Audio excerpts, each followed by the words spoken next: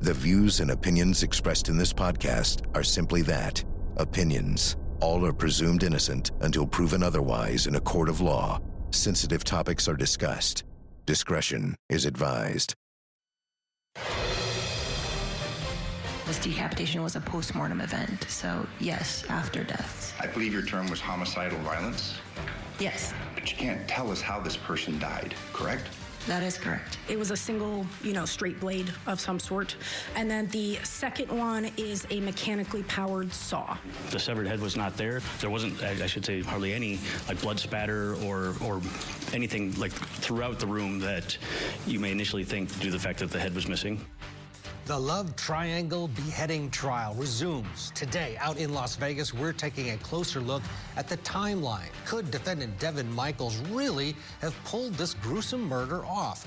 Plus, a teen dies aboard a Carnival Cruise ship. The mysterious death now being investigated by the FBI. Also this hour, spotlighting the murder of Sandra Birchmore, a former chief deputy now blaming the victim. And quadruple murder suspect Austin Drummond facing the death penalty, but is there really enough proof? Did he do it? All next, right here on Opening Statements.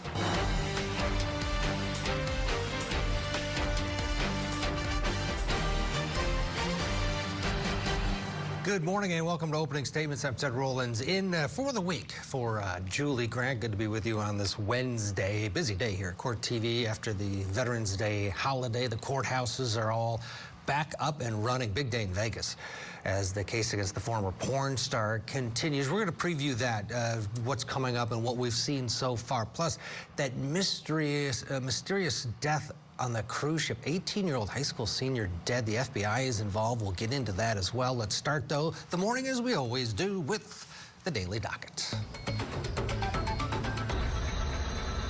We're doing multiple searches and that we're utilizing our partners at the FBI that have some really, great equipment, training, experienced people, all of those things. We're coming at this investigation with from every angle and with everything that we have access to.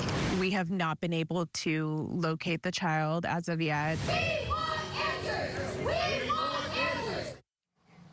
In California, mom Ashley Buzzard has an arraignment hearing unrelated to her daughter Melody's missing persons case. Melody's still missing. The hearing gets underway 4:30 p.m. Eastern. Hopefully some answers in that case. In Florida, a brand new trial starting today. We're calling it the Troubled Orphan Murder Trial. The defendant here, Dima Tower.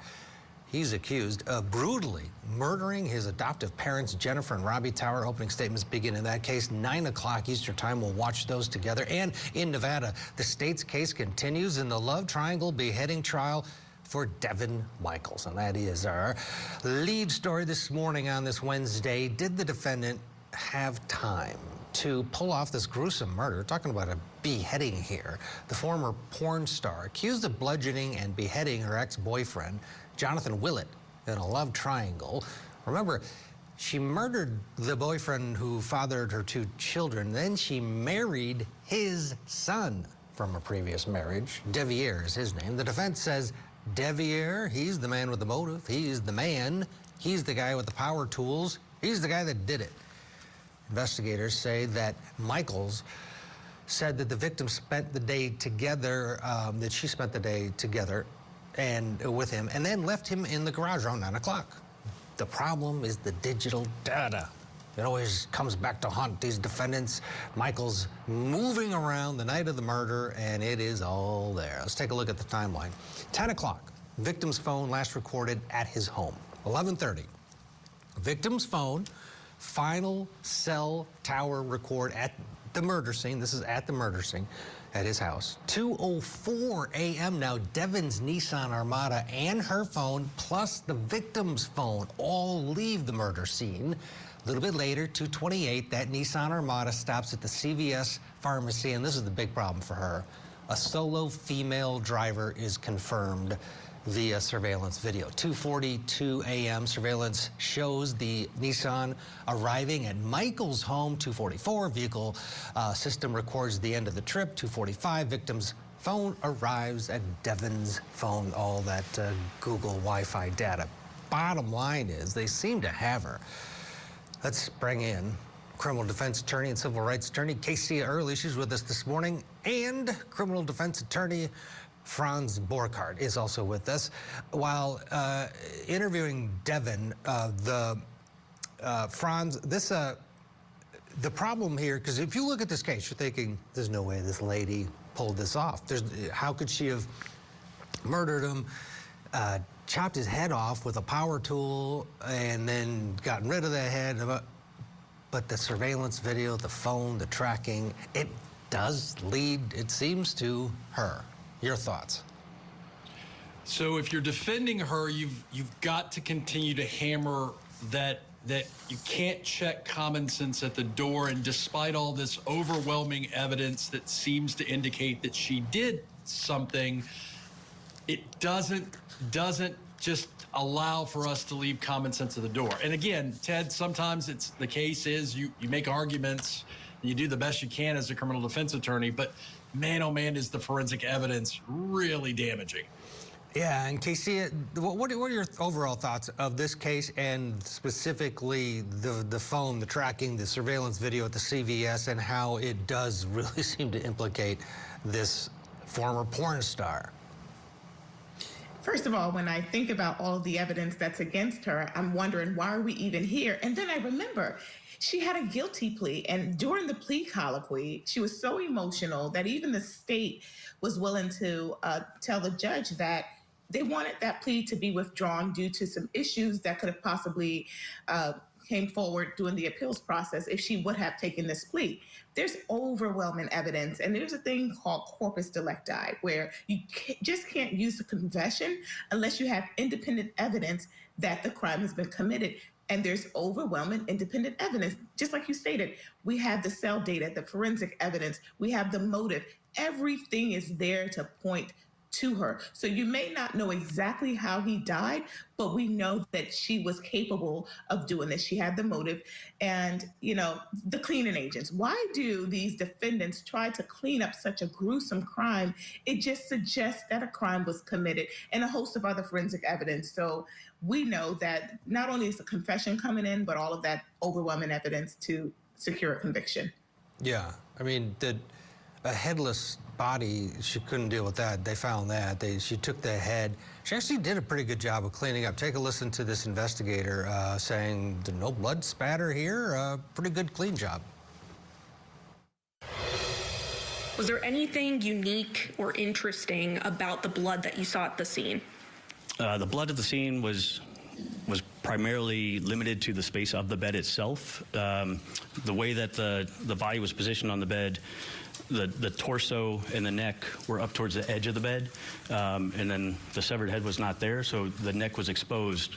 And then the blood itself there was some that had come down from the body directly straight down, but there wasn't I should say hardly any blood spatter or anything throughout the room that you may initially think due to the fact that the head was missing.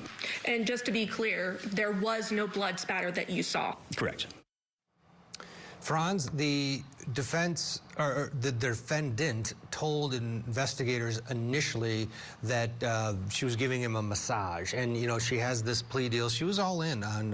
Everybody thought they convened one day in Clark County, Nevada, thinking, all right, she's going to accept this plea deal. She goes off and goes crazy. They say, whoa, we better go to trial. At the end of the day, now we're at trial, Franz, and the defense is blaming the boy. Where do they get that? And I mean, it makes sense that you could conjure up that, but being so aggressive for this defendant, saying and blaming the son, I mean, as a defense attorney, I get you're trying your best, but is that over the top? Well, one, there is no such thing as over the top when it comes to being a criminal defense attorney, and you're zealously representing your client's rights, right?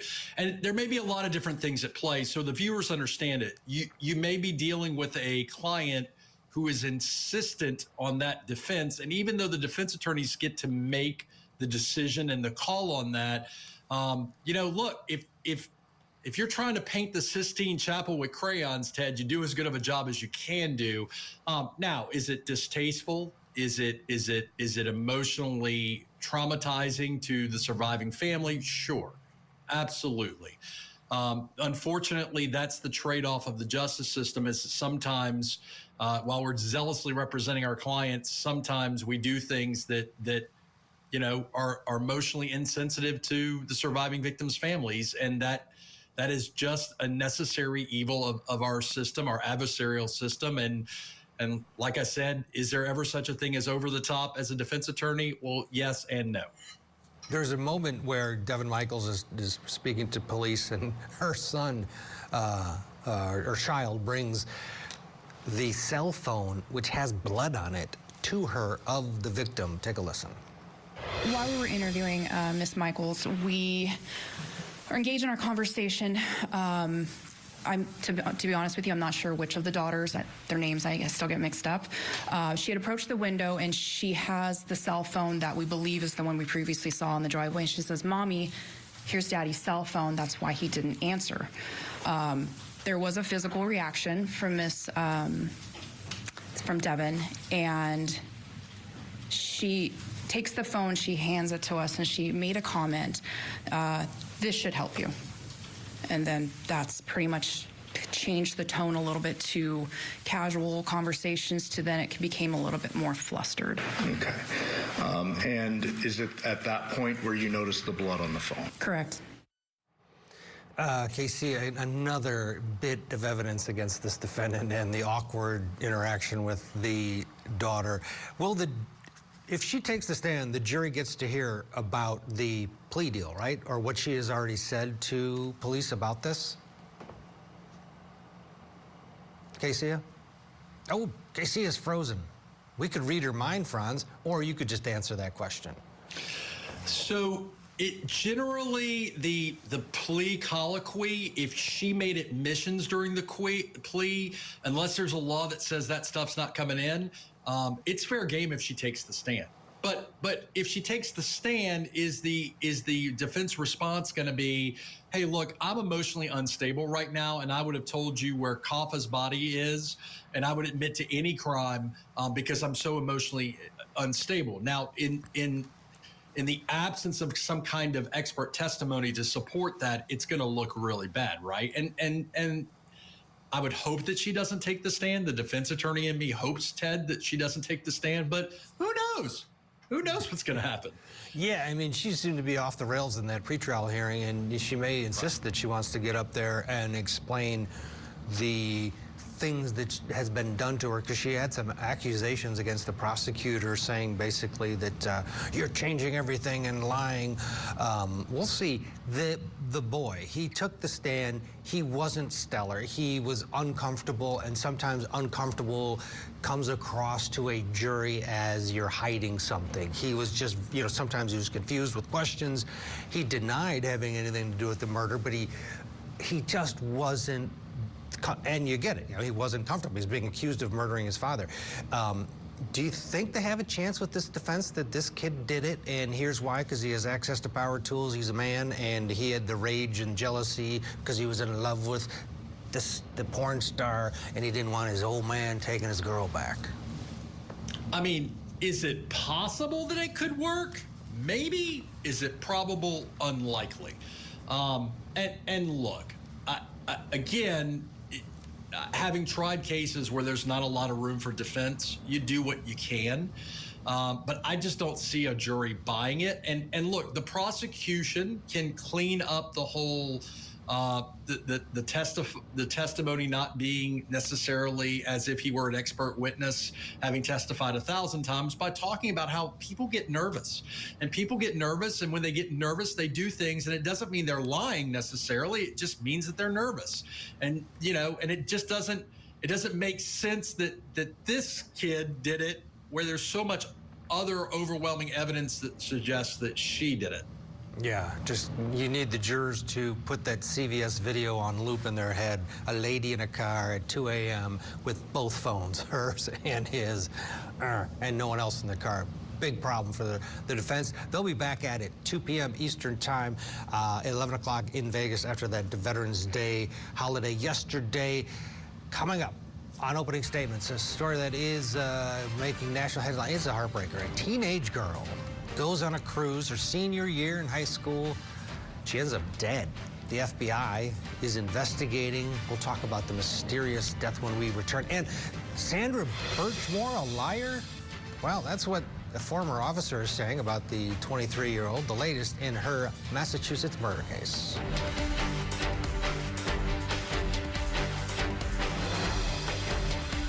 The Court TV podcast will return. A family is looking for answers after a high school cheerleader is found dead on a cruise ship. 18-year-old Anna Kepner was reported dead while aboard the Carnival Horizon cruise ship on Saturday. The straight-A student was set to graduate in May. Now, her family is hoping to learn more about her passing. In a statement on Monday, the cruise company confirmed the death of a guest, which we later learned was Kepner, saying in part that their focus is on supporting the family of our guest and cooperating with the FBI. The FBI has opened an investigation into Kepner's death once the ship returned to Miami. The cause of her death has not been released, pending an autopsy here.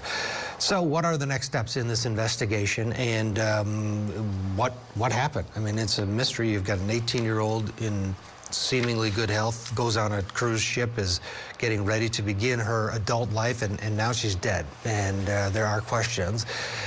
Here to discuss criminal defense and civil rights attorney Casey Early is back, retired FBI Special Agent Jennifer Coffendaffer, and private investigator Manuel Gomez. Manuel, what's your gut on what happened here aboard this cruise line? Well, unfortunately, my gut feeling is that this was a homicide because of you see all the FBI equipment that showed up, and this is the indicators of there was a homicide here. But the unfortunate thing is that this is something that happens quite frequently on cruise ships, and people can go on the Department of Transportation website and right now, and you can see from January 2025 to March of 2025, they reported over 23 rapes, a dozen suspicious deaths, and numerous assaults. Everybody thinks they're safe on a cruise ship. You're not. All right, you have to act like you're walking through Manhattan and keep your guard up. Unfortunately, people don't, and this is just another sad victim in this case. Jennifer, you know, people think, ooh, FBI is involved, but really that's the jurisdiction of the FBI, the international waters. That's, you could argue that there could be no foul play. This could be maybe a drug overdose or a natural death of somewhat. The FBI being involved doesn't mean foul play. Is that correct? That's 100% accurate. First of all, if it happens on a plane, a train, or a boat, it's the FBI's jurisdiction. And that includes all violations that occur on those vessels. So no matter what, if a death occurs on an American ship under an American flag, which this one was, the FBI is going to be charged with handling the death investigation.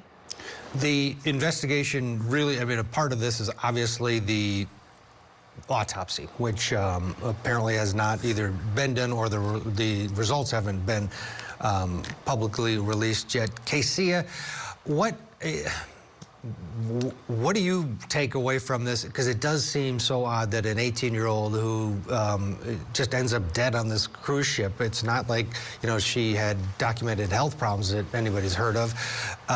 What's your take on this case? It certainly makes it more difficult, and it is a mystery because her age, obviously young. She had recently passed a test to enroll in the military, so we know that she was healthy. Like you stated, there were no previously documented conditions of her health declining or deteriorating. So you want to think, like, is there a possible motive? What possibly happened? And in this case, the autopsy can really reveal if there was any foul play. We know that she was also active as the varsity cheerleader. So this is kind of like, we don't know what happened. And it also makes it complex. As you stated, this is international waters, different jurisdictions. You have the FBI, you have other agencies. So it's right now in the phase of collecting evidence, analyzing that evidence, and waiting on that autopsy report. Here's what her family said, part of a statement released by the family, saying about Anna, she was a people person. She loved being around people. She had that type of energy that just drew you in with her smile. She was already talking to recruiters, as Casey had mentioned, and had chosen her career path. She wanted to do something that would help her community. Manuel, to your point earlier, you get onto a cruise ship and there is a sense of security because you think, oh, there's just a big floating party and there's no bad guys here. But that's not necessarily the case. What are the steps in terms of investigating this besides the autopsy? What else would the FBI be doing here? Well, I just want to say one thing before I answer that, and that is that on these cruise ships, they don't have law enforcement. Okay, they only have security guards that are loaded with mace, an asp, and a taser. So you're not secure. And unfortunately, these cruise ships need to do like we do with our U.S. planes, and that is have an air marshal assigned to each one of these cruise ships so that they can keep some type of security and have somebody that understands homicide investigations and investigative techniques, because their security guards are not trained in that. That's the first of all. And second, their security guards, their main purpose is to protect the cruise line industry. And that's the problem with a lot of these cases. You know, there's a law right now on the books, which my colleagues can maybe confirm. It's called Death on the High Seas Act of 1920. Okay, that act right now only lets the cruise ships pay only $15,000 to someone's funeral costs. So in essence, the cruise ships, they're not even going to pay you $1 million for this girl dying.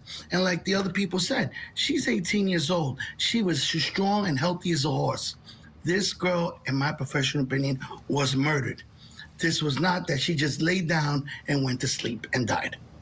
Jennifer, these are like mini floating cities, and like a city, there are surveillance cameras. One would think there's likely lots to investigate, and we did see, to Manuel's point, the FBI team boarding the ship. What are they looking for? What are they doing to either rule out or take next steps in an investigation like this on a boat? Right. One of my last investigations in the Virgin Islands was a death aboard a ship, a homicide. And you walk on, you're completely closing everything off, closing the crime scene off.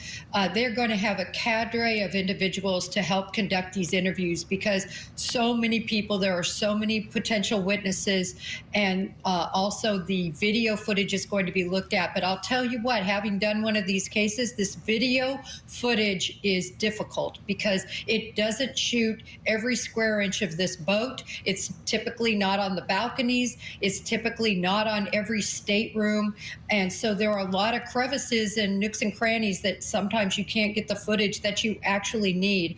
Also, typically, there might be locking mechanisms that report when somebody goes in, but not when somebody exits. There are all sorts of issues. Also, that time frame between the time she was found and the time they reported into port. Typically, at times, a crime scene can be very adulterated by then.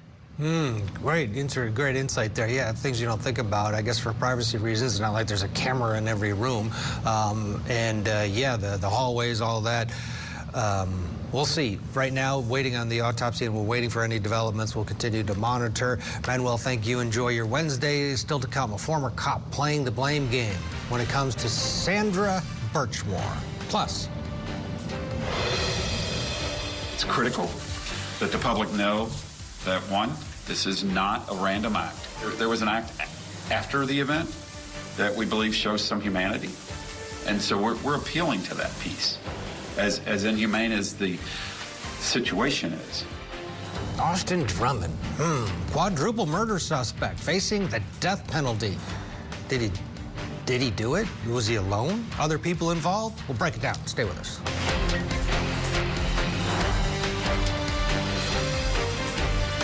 Now, back to the Court TV podcast. This morning, the spotlight is on the murder of pregnant 23-year-old Massachusetts woman, Sandra Birchmore. She was found dead in her apartment back in 2021. Now, a former deputy chief connected to the case appears to be blaming the victim. Former Stoughton Police Detective Matthew Farwell is accused of killing Birchmore and her unborn child and staging her death to look like a suicide. Here's the video of them coming and going at her apartment the day of her murder. Birchmore told her friends that Farwell was the father of her baby, but a DNA test proved otherwise. Whoever fathered that child, it wasn't the defendant in this case. Now, you have to go back to when she was 13 years old. She's part of this Stoughton Police Explorer program, and prosecutors allege that she was sexually groomed by Farwell and possibly others. However, he's the only one charged. Now bring in this guy, former Deputy Chief Robert Devyn. He lost his job over allegations that he had a relationship as well with Birchmore. He was running the Explorer program, and now he is trying to keep his peace officer's license. And after SB's death, do you know how long it took before you became aware that you were a potential suspect of the internal affairs investigation? Sir, I didn't know a damn thing. Even once I got called in for my unit, I wasn't told anything. I got put out on administrative leave, and that was the first I knew of anything. I was shocked. I got called in on my day off to hand in my badge and my gun. And my response, and I'm sure Chief McNamara could tell you, was pretty friggin' shocked. I had no idea what was going on. Devyn has not been charged in connection with Birchmore's death at all. He told that panel that Birchmore lied and that he had never had any sexual relations with her. And his goal now is to keep his license, basically, to be a peace officer. He's lost his job over this, obviously, but he wants to continue being a peace officer. Here to discuss, retired FBI Special Agent Jennifer Coffindaffer and former head of the homicide unit in Norfolk County, Massachusetts. Our friend Rick Grundy is there. Start us off, Rick. If this was a, first of all, how much play does the Birchmore case get up there in Massachusetts? How, because this is another case, post Karen Reed. There's a lot of focus in this area in terms of police misconduct, misbehavior. Fill us in about how many eyeballs are on this and the pressure involved, especially when we're talking about allowing this individual to maintain his license. How much external pressure is there because of the Birchmore case? Well, I think there finally is some, and it is due to the strenuous efforts of the family over a course of many years, far too many years. And the net is even tighter than that, Ted, because as you know, this is Norfolk County again. This is the same investigative. And again, I can't stress enough that in Massachusetts, the district attorney's office has troopers assigned to it. They are a part of that office, and they answer to the district attorney. So the district attorney is in charge of all homicide investigations, soup to nuts. So this is the same Karen Reed investigative body that is involved in this Birchmore case, which happened many years before. It's a possibility, and it hasn't been officially discussed at all, but that the federal U.S. Attorney's Office became involved in the Birchmore investigation prior to Reed, and some of what they discovered during that investigation caused them to take a very close look at the Karen Reed case, including convening a grand jury. So the eyes are finally on it, largely because it was apparently so ignored and alleged to have been, at this point, so ignored throughout the years.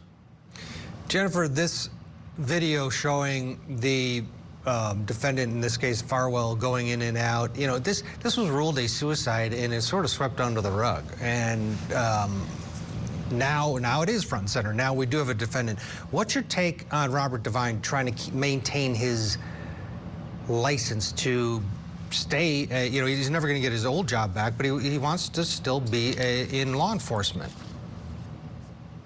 Well, look, the reason he was surprised was because he thought he would never be called to the carpet for the situation that occurred with Sandra Birchmore. The problem with his statements is it doesn't match up with the evidence. He is linked to another account under a bogus name of communicating with Sandra Birchmore. He and several others, remember, it's not only Farwell that has already been implicated in having these sexual contacts and relationships with her, but Farwell's brother, a K-9 officer, he's already admitted to it. This chief needs to have a come to Jesus with himself and admit to what he did to Sandra Birchmore, and that was have a relationship, totally separate from the homicide, but he had a relationship with her. That's what the evidence says. And he ran the Explorer program at that point. And Richard, the allegation here is that he, and along with others, sort of took advantage of this 13-year-old when she joined it, enthusiastic, had a tough home life. She was an easy target, and these adults took advantage of this young girl. Do you buy that? And what do you think about the license for former Deputy Chief Devyn? Should he still be able to be a cop? Well, no, absolutely not, under no circumstances. However, let me just say that Devyn is putting out to the press, and I picked up probably just locally, that he has no interest in being a peace officer again because, and Ted, you'll enjoy this, he's gotten his law degree, and he's not looking to be a police officer anymore. See, he's a now practicing attorney. But I think, you know, one thing, as I said, the eyes are finally on this case, but bear in mind that those eyes are limited because it's a federal prosecution and not a state prosecution. And when it comes to federal prosecutions, no cameras in the courtroom are just one of the prongs in the forks of secrecy that are there. I intend to be there in court for most of the hearings because of that, because we're not going to get a full picture. And because evidence is still being developed, I think a cover-up is very much being looked into. And what we know at this point in time is that the charged individual is not the father of this baby, but nobody's come forth to say, well, I had a perfectly healthy, legitimate relationship, and I am likely the father of the baby. So somebody out there may be getting some news that is going to drag them into the spotlight more so, and that somebody may be a Stoughton or former Stoughton police officer. Yeah, that would be massive. Jennifer, would that be something, given all of what we know about this case, identifying the father of that unborn child, is that important? Well, it depends. It's important if it is one of these Stoughton police officers. I don't think it's important if it's somebody that she was just dating as well. So, well, it's going to be important to the defense, right? Because they're going to completely victim shame her. We're already seeing this. It's really despicable. These Explorer programs actually are great. The FBI runs one in all the different offices, and they're wonderful opportunities to teach about the FBI and law enforcement. This is the problem, though. They can also be ripe breeding grounds for predators. And that's what happened here. You have this group of despicable, sick individuals who should have never been in law enforcement, who use that to as their playground for finding victims. And they found Sandra Birchmore. Richard, do you think the father should be identified to put it to rest, at least for the community, saying, hey, it wasn't one of these people associated with the Explorer program. We're not going to identify it, but this, does it need to be, does that person need to be identified? Doesn't need to be. I think always more information is better than less. So to complete the circle, I think it would be beneficial to everybody to say that on. As noted, obviously the defense is going to jump on that, which, you know, it creates a speed bump. But at the end of the day, he thought he was the father, and that's enough of a motivation there, I think. I just wanted to highlight, too, what our investigator just said, because it's just so crucial to understand that any profession that has interaction or the potential for interaction with our youth, you have to screen so closely, because these types of individuals and pedophiles are attracted to those jobs in order to groom people. Very quickly, I have a client, and I had a case that went to trial this July in Massachusetts. She was a 14-year-old who was raped repeatedly by a deputy police chief from a local town when she was 14 and 15 years old. We went to trial. She's a superstar. She's a hero. He got convicted. He's in jail now. But the entire trial was painting a picture of her life. She's 35 years old now. So she listened to 20 years of shaming on the stand and came through. Yeah, it is despicable. You know, you have people who we trust as a society to shepherd these young people, and they take advantage, do the exact opposite. Richard, thank you. Up next, on opening statements. Your Honor, at this time, the state intends to seek the death penalty. This is a capital case. We're asking that he be held without bond. In addition to that, he has a bond out of circuit court. We have filed motions to revoke those bonds. That will be heard later in the month of August in circuit court. Austin Drummond accused of killing 4 family members. This one's a strange case. Is there enough proof to support a death penalty conviction? Stay with us.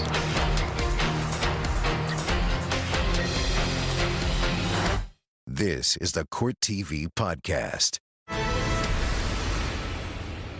To know that murderers come down through here, I mean, yeah, it's scary. Who could have done that? Who could have left a baby at it somewhere with strangers outside in this heat? I mean, who would do that? Authorities say that quadruple murder suspect Austin Drummond did that, and they say he'll be facing the death penalty.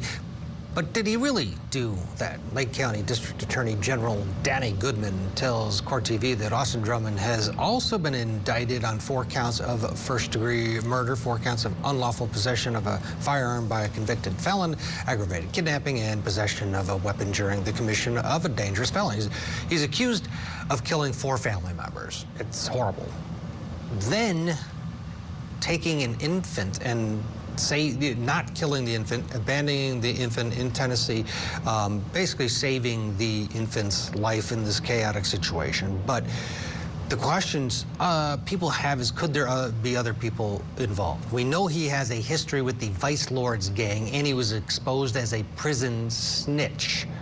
So the alternative theory here is that this was the gang sending a message.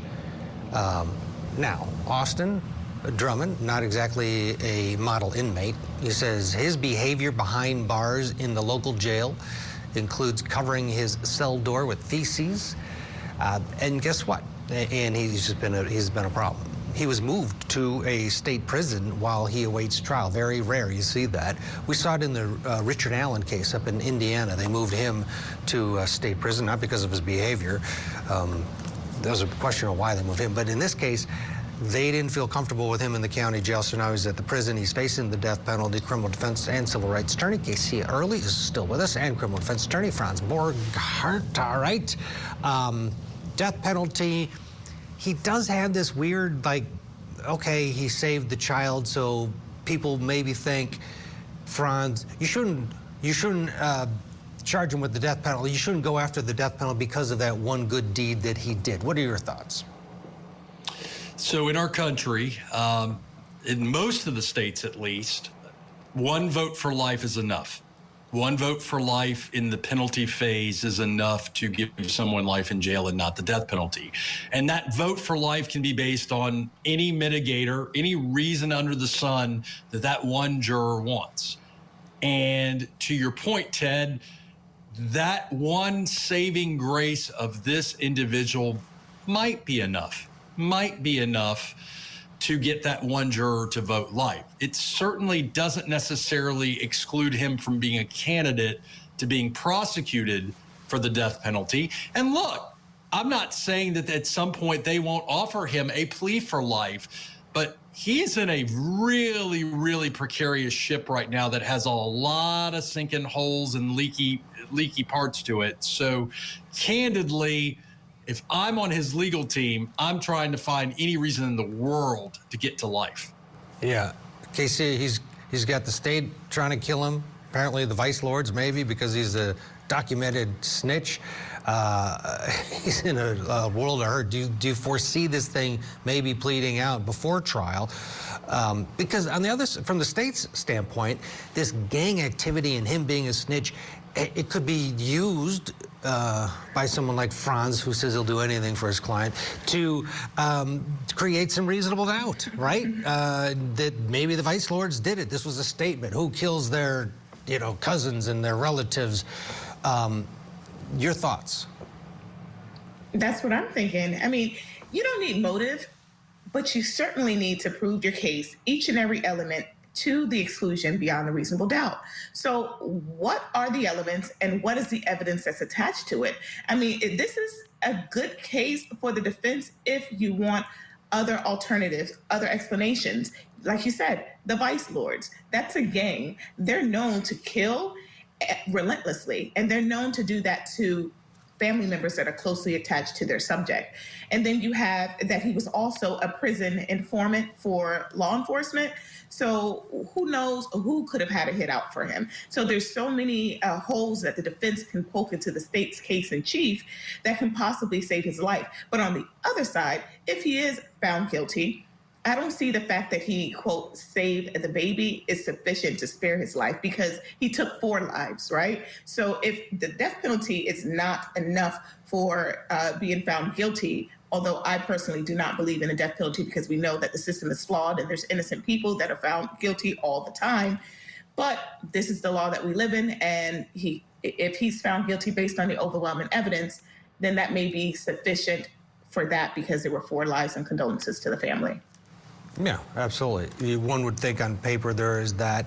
There's also you could argue, I mean, if he's off his rocker putting feces on his door handle at jail, that could save his life too, of the penalty phase. There's a lot going on here. A death penalty conviction. As we saw, Nicholas Cruz, Brian Kohlberger, I mean, he got out of the death penalty.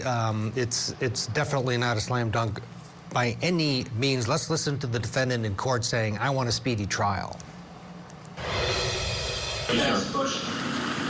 As long as it's not related to the facts of your case or anything that could infringe on your Fifth Amendment rights, I'm fine with that, sir. I'm just wondering, is that the time I need to ask for a quick speedy trial? Well, now that I've appointed you counsel, any motions that will be filed will go through your attorney, sir. Yes, sir. Yes, sir. Yes, sir. Okay. Franz, he wants to go to trial. He wants this done. Your last thought on this one? He needs to slow down.